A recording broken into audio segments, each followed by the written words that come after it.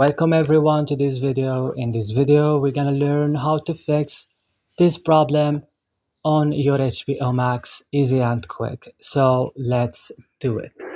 All what you have to do now, you just need to open the settings of your phone. Click on apps option and search for HBO Max and click. So guys, scroll down this list and click on storage option.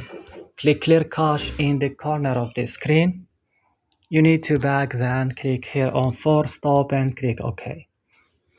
Go to Play Store or App Store and right now update HBO Max and restart your device, and that's it. So hopefully don't forget to like and subscribe and bye.